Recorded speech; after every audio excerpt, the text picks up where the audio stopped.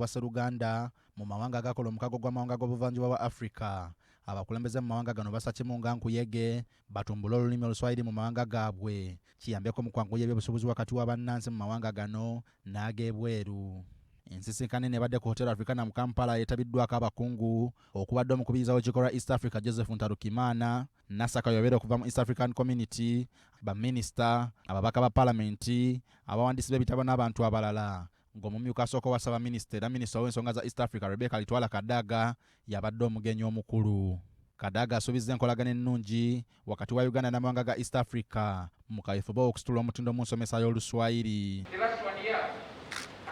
Very many delegations of Ugandans who are able to speak Swahili. There are people who have graduated with PhDs from our universities here, Makerere University, Atongozza University in Uganda.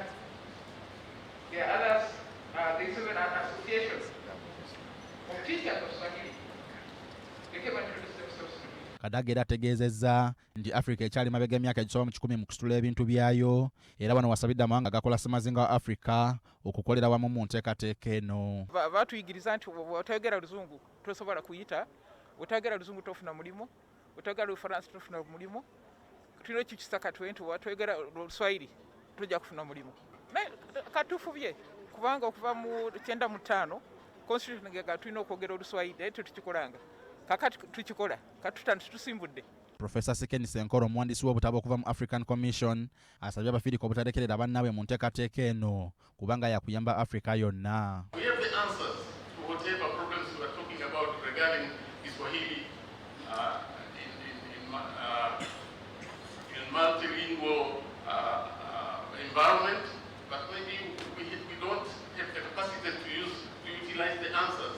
Abakungu abalala okuva mu East African Commission beebazizza Uganda olw'okutegeka omukolo guno wamu n'okusomesa Oluswayiri mu masomero ag'enjawulo era ne basuubiza okukolera wamu mu mbeera yonna. With the guidance and support of the first Right Honorable First Deputy Prime Minister, Cabinet sitting in Entebbe on 12th December and approved the Uganda National Kiswahili Council Bill 2022. Naomba pia mniruhusu isiendelee kwa sababu kama nilivyosema tutatoa hotuba nyingine kesho.